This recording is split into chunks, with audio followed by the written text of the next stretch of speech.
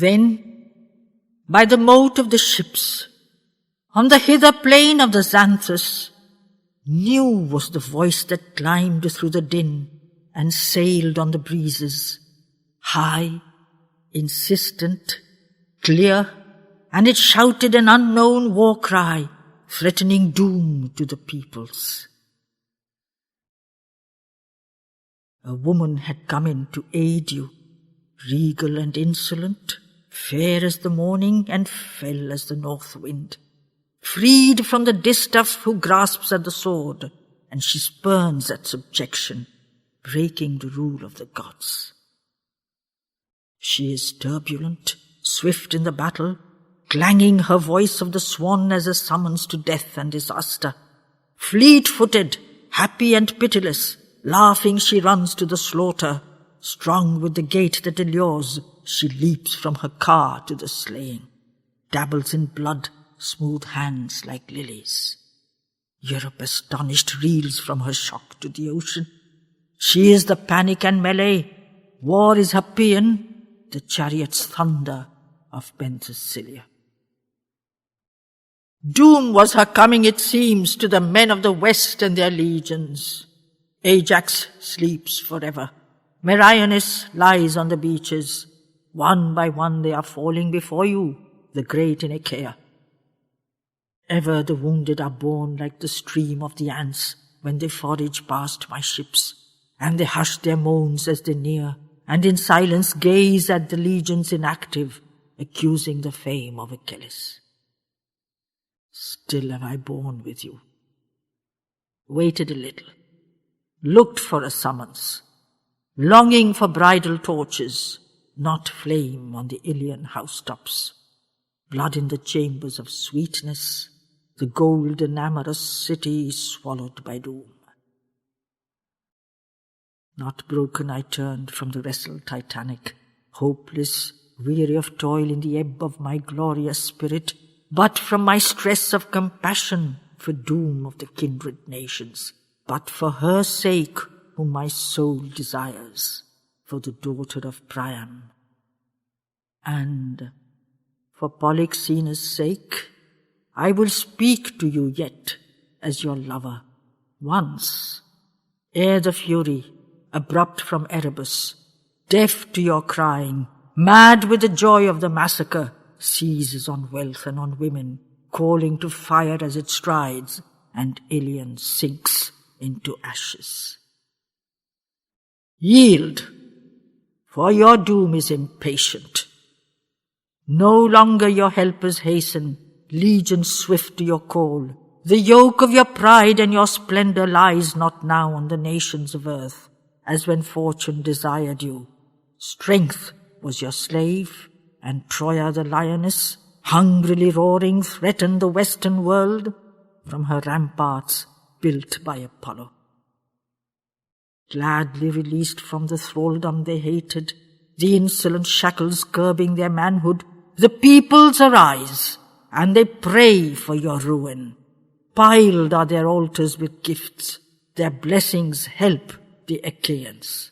Memnon came, but he sleeps, and the faces swart of his nation darken no more like a cloud over thunder and surge of the onset. Wearily Lycia fights, far fled are the Carian levies. Thrace retreats to her plains, preferring the whistle of storm winds, or on the banks of the Strymon to wheel in her Orphean measure, not in the revel of swords, confronting the spears of the Hellenes. Princes of Pergama, open your gates to our peace who would enter. Life in her gracious clasp, and forgetfulness, grave of earth's passions, healer of wounds and the past. In a comity, equal, Hellenic, Asia join with Greece, one world from the frozen rivers trod by the hooves of the Scythian to farthest, undulant Ganges. Tindarid Helen, resign the desirable cause of your danger, back to Greece that is empty long of her smile and her movements. Broider with riches her coming, pomp of her slaves, and the wagons endlessly groaning with gold that arrive with the ransom of nations.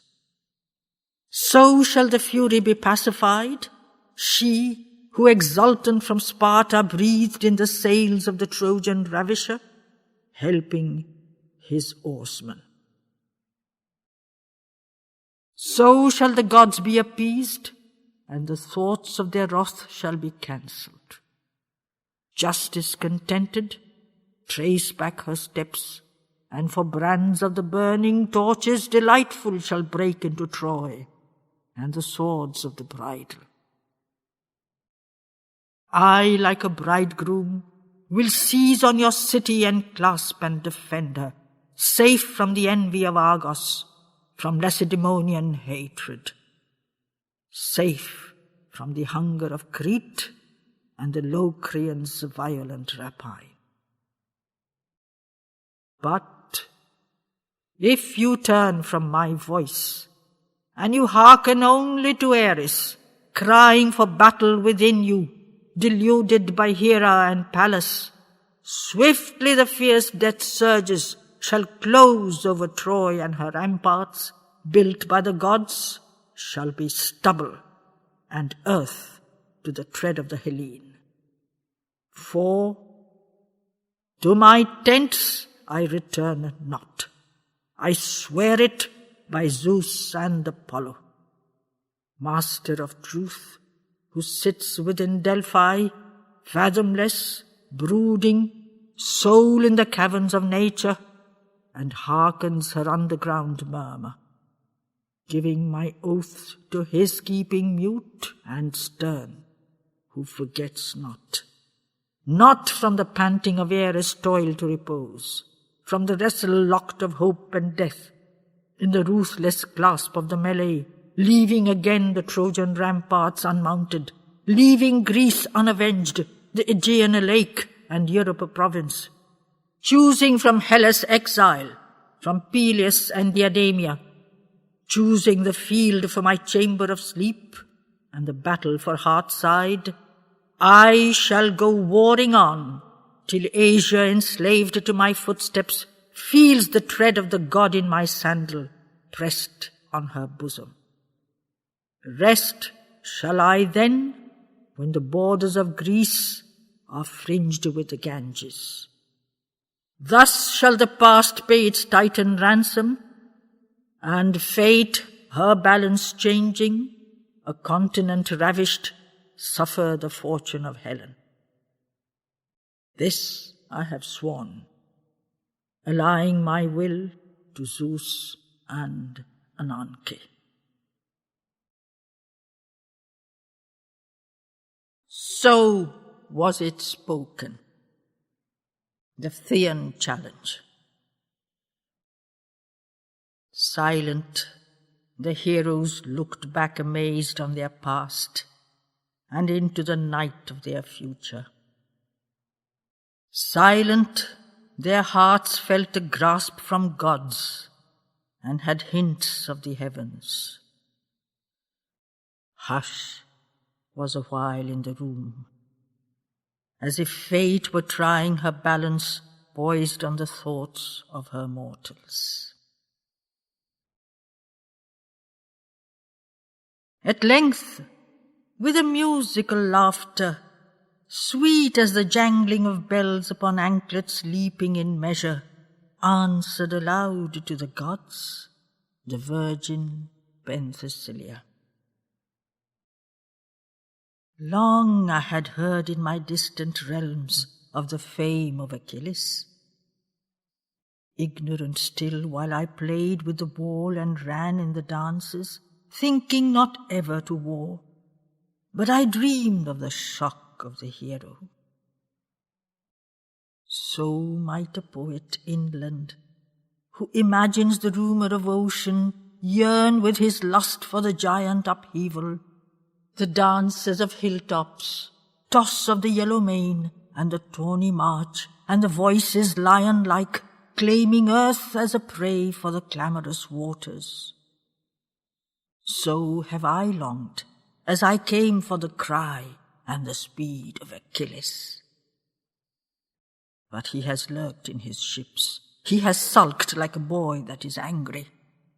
Glad am I now of his soul that arises hungry for battle. Glad, whether victor I live or defeated travel the shadows.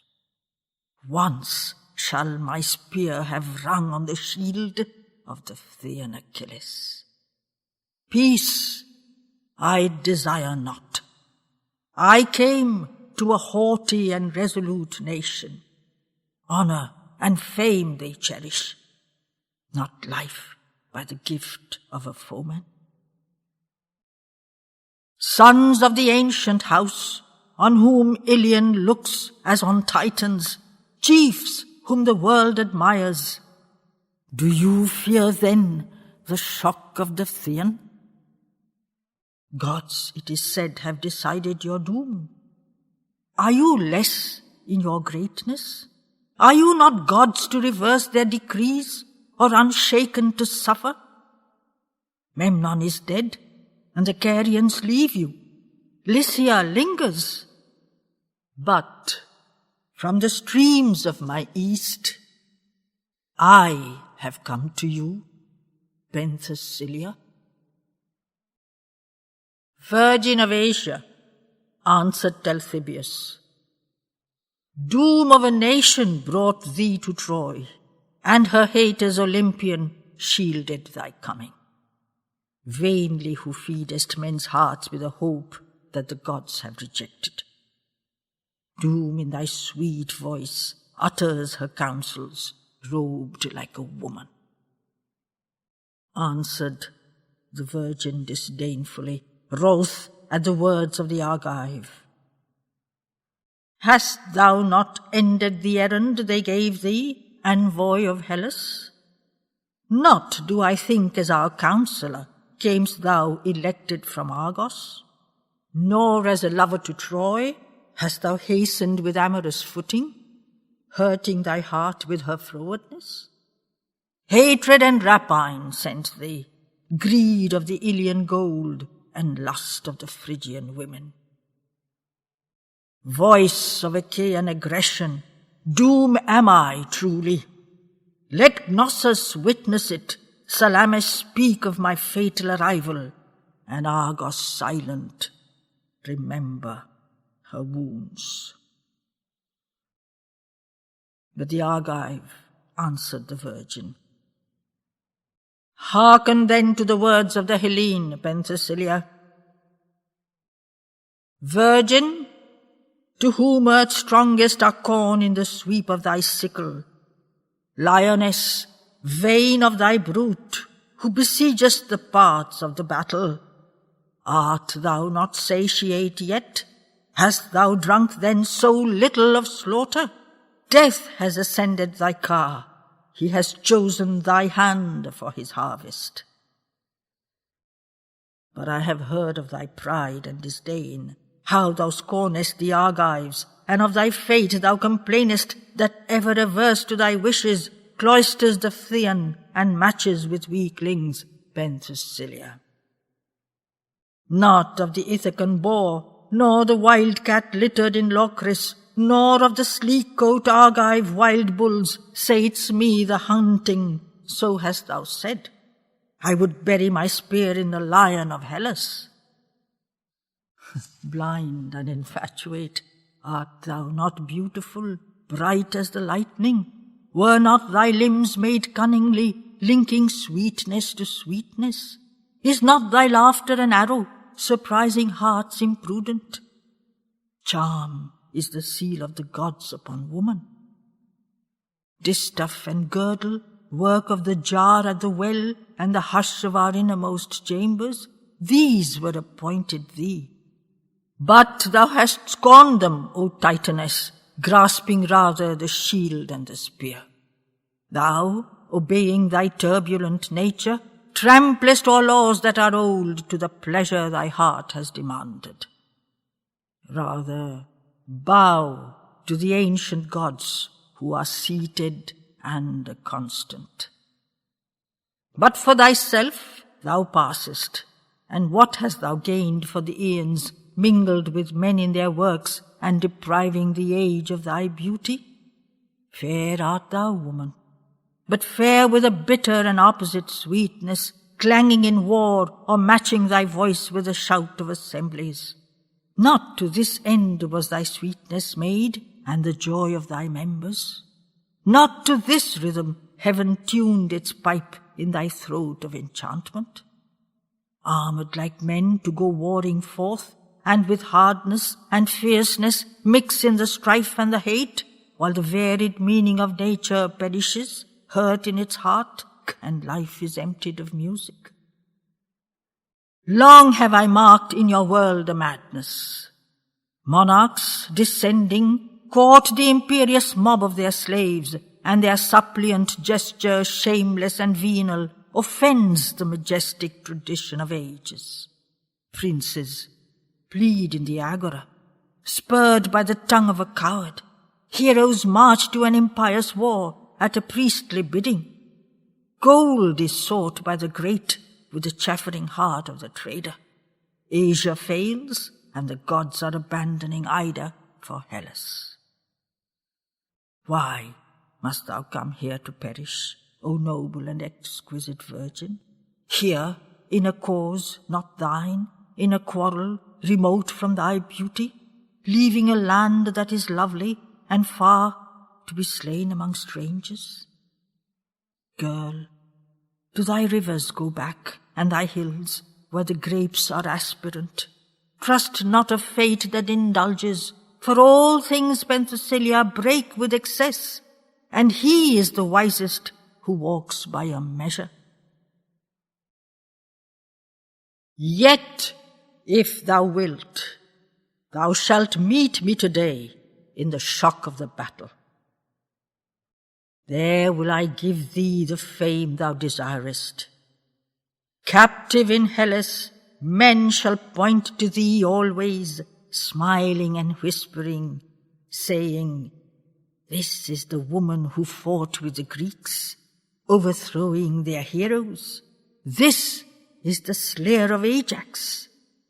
This is the slave of Achilles." Then, with her musical laughter, the fearless Penthesilea, "Well do I hope that Achilles enslaved shall taste of that glory, or on the Phrygian fields lie slain by the spear of a woman." But to the herald Achaean, the Priamid, leader of Troia, rest in the halls of thy foes, and ease thy fatigue and thy winter's herald.